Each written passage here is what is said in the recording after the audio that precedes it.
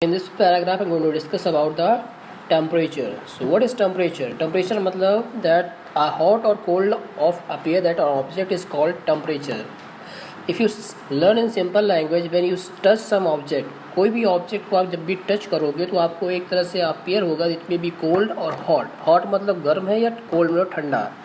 तो जैसे कि हम आइसक्रीम की बात करें, जब आइसक्रीम का हम एक सिप लेते हैं तो हमें ठंडा महसूस होता है. एंड जब हम टी पीते हैं, hot cup of T, it appears hot, तो ये ठंडा लगता है. तो ये जो सेंसेशन होती है हॉटनेस एंड कोल्डनेस की, ये डिपेंड करती है direction of flow of heat. अब ये direction of flow of heat क्या होता है, अब ये इसका पीछे कारण है. जैसे कि मानिए कोई ऑब्जेक्ट है, ये आपका हाथ आ रहा है, ठीक है.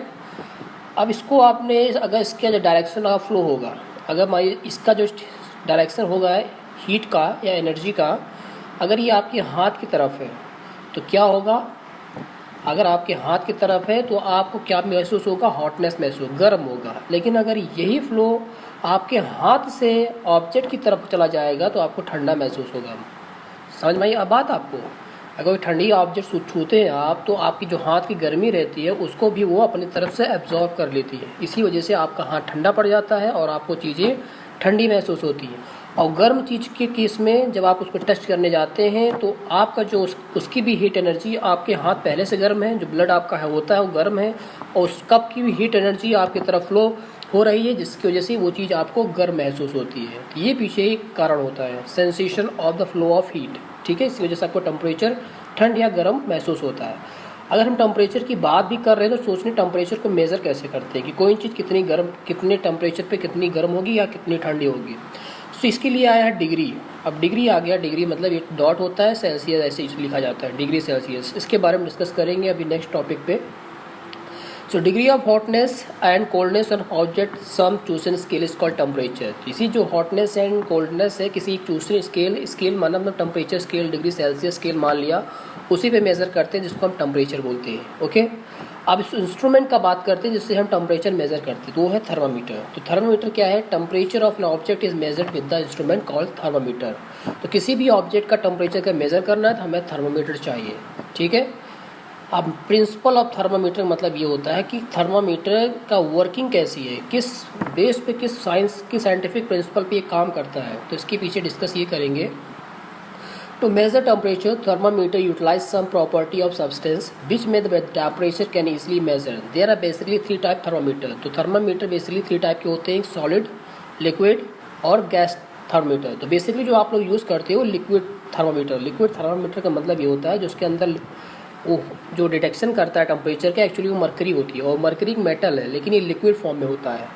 तो ये कॉमन सा बहुत सिंपल है कि अगर मेटल तो हमेशा हमने सुना सॉलिड होता है, लेकिन ये मरकरी जो मेटल है ये आपका लिक्विड फॉर्म में होता है, और ये आप लिक्विड थर्मामीटर में यूज़ करते हैं. ठीक है.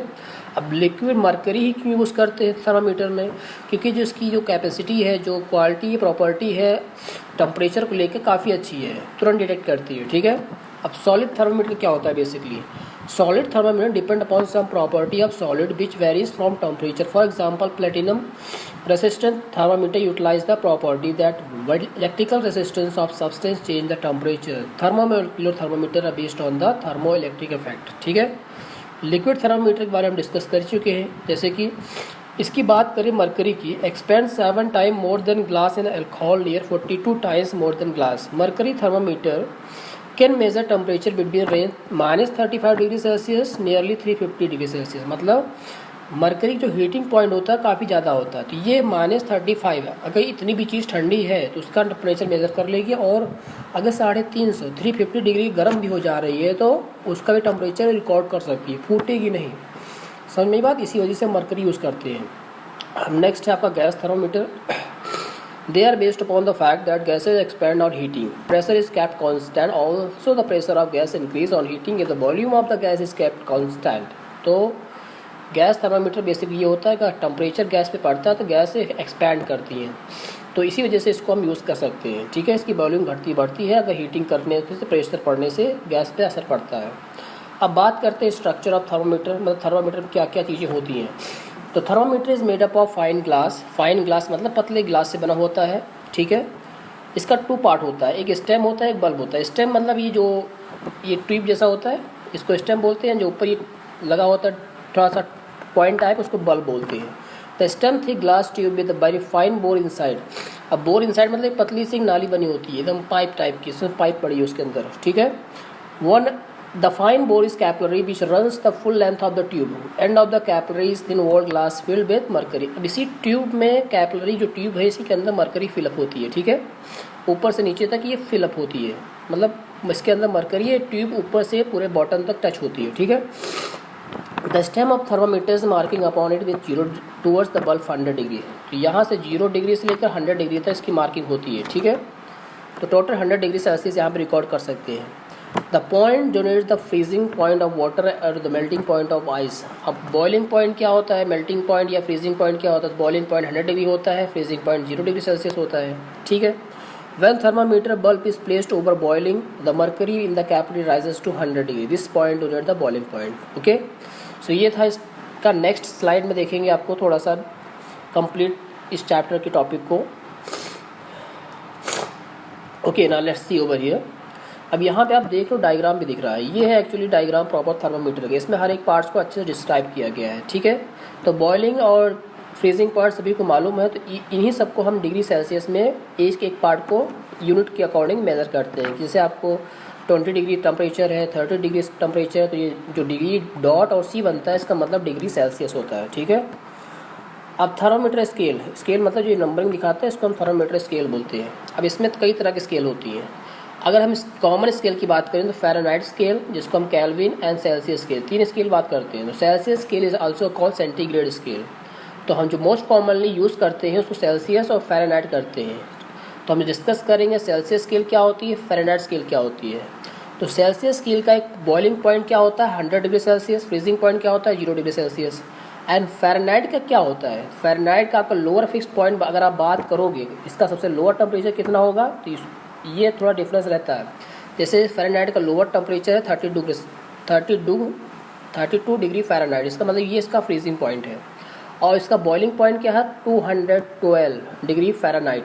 तो ये इसका डिवीज़न होता है, दोनों में अलग अलग डिग्री का फ़र्क होता है, इसको आप नोट कर लेंगे, ठीक है।